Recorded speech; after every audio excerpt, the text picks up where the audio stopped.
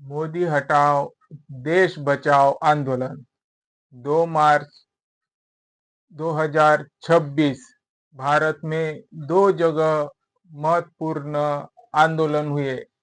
एक प्रकाश जी आंबेडकर साहब के नेतृत्व में सीएसटी के पास, सीएसटी के बाहर वीवीए का आंदोलन, और एक विशाखापट्टनम में जीवीएमसी गांधी स्टैचू के पास ट्रेड यूनियंस, स्टूडेंट यूनियंस, कुछ दलित एसोसिएशंस, दलित यानी सभी रिलीजियस के कुछ संगठन को मिलाकर संगठनात्मक जो बना था, उसे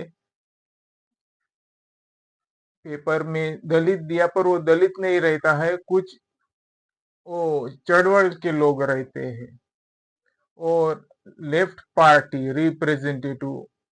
तो इन दो जगह महत्वपूर्ण आंदोलन हुए। तो आज हम इसी पे बात करेंगे। वीबीए, मोदी हटाओ देश बचाओ आंदोलन, और क्या आरएसएस बीजेपी ने देश की सार्वभौमता समाप्त की है? तो चलिए हम शुरू करते हैं हमारा ये आज का वीडियोज। सीएसटी मुंबई, सीएसटी के बाहर प्रकाश जी आंबेडकर साहब के नेतृत्व में वीबीए का बड़ा आंदोलन रहा। तो प्रकाश जी आंबेडकर साहब ने कुछ महत्वपूर्ण मुद्दे उठाए कि जो देश का जो लोग है वो उसका 35% लोग दारिद्र में जी रहे हैं। दरिद्र यानी गरीबी रेखा में जी रहे हैं। और आंबेडकर साहब ने ये भी कहा कि मोदी जी, आपके 15 साल हो चुके हैं, आपने देश को गुलाम बनाया है। मैं आपको अप्रैल महीने तक समय देता हूं, नहीं तो मैं आपकी 2 रील्स निकालूंगा। ऐसी आंबेडकर साहब ने प्रधानमंत्री जी को कहा कि आप देश को गुलाम बना रहे हो, सार्वभौम को गुलाम बना रहे हो, इसमें सार्वभौमता इंजर्ड हो चुकी है। तो इस पे सार्वभौमता यानी all it's citizens, Prakash ji Ambedkar साहब क्या कहते हैं, जो ये सभी नागरिक है देश के, वो गुलाम बन चुके हैं। तो गुलाम बनना यानी देश की एकता और अखंडता को कम करना। तो इसके लिए 2 जगह आंदोलन हुए थे कल। क्यों हुए थे? क्योंकि भारत का संविधान और उसका अनुच्छेद 19 कह रहा है right to freedom expression of speech, उसका क्लाउज ए भी कह रहा है कि जो आंदोलन करेंगे, असेंबली करेंगे, एक्सप्रेशन ऑफ स्पीच होंगी, वो किसके लिए होंगी? देश की सार्वभौमता के लिए। आज ऑयल का क्या हालत है, इकोनॉमी ढलने को आ रही है, वेस्टर्न कंट्रीज में युद्ध हो रहे हैं। यही बात जो है, वो युद्ध के समय में हम और गरीब हो जाएंगे और दारिद्रता में आ जाएंगे। ईरान इजराइल का वॉर कि हम यूनाइटेड स्टेट के ऊपर डिपेंड्स है। हम बात नहीं कर रहे हैं किस पे, जो अयतुल्ला खमीनी मारे जा चुके हैं। सोनिया गांधी जी ने भी यही कहा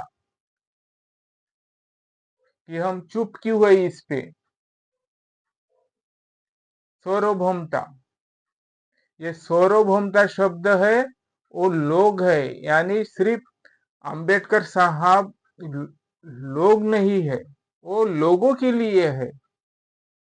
अंबेडकर साहब के लिए लोग नहीं है, लोगों के लिए अंबेडकर साहब के विचार है, जो कि सिटीजन की डिफाइन करते हैं कि मैं तुम्हारे लिए सर हूं। जो कि वंचित बहुजन आघाड़ी है, वो लोगों के लिए है।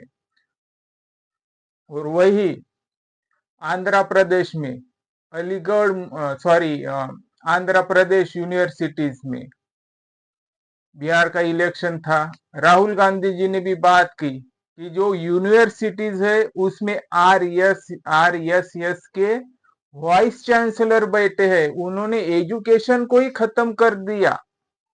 एजुकेशन बचा ही नहीं है। कहाँ बचा है एजुकेशन? फीस हाइक हो चुकी है, बच्चे पढ़ नहीं रहे हैं।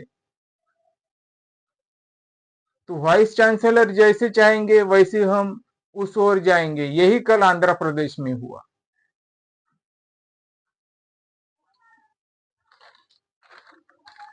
Student unions urge CM to take action against RSS to ensure communal harmony to Andhra Pradesh universities. जो ट्रेड यूनियंस है, जो वहां के आंदोलनकारी है, स्टूडेंट यूनियंस है, उन्होंने सीएम से अपील की कि जो आरएसएस है उनके खिलाफ एक्शन ली जाए, उनके खिलाफ एक्शन ली जाए। क्यों ली जाए? क्योंकि ये इक्वेलिटी जो है वो उसको डिसॉल्व करती है। यही स्टूडेंट यूनियन ने बात कही। और जो आंदोलन करते हैं, असेंबली करते हैं, उन्हें अपनी बोलने का अधिकार संविधान के प्रावधान में देता है। और संविधान के प्रावधान में है जो कि 19 आर्टिकल उसका क्लाउज 2 कह रहा है कि ये sovereignty and integrity of nation, sovereignty and integrity, एकता और एकात्मता को बढ़ावा देगा। तो इसीलिए पीसफुल आंदोलन किया जाता है। किसके लिए?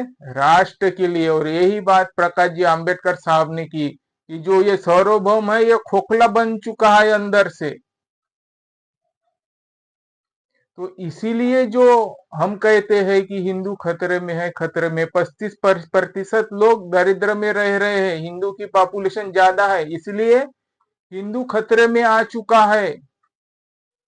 35% यानी ज्यादा तो पॉपुलेशन हिंदू इसकी होंगी ना। हिंदू की सरकार रह के हिंदू खतरे में आ चुका है।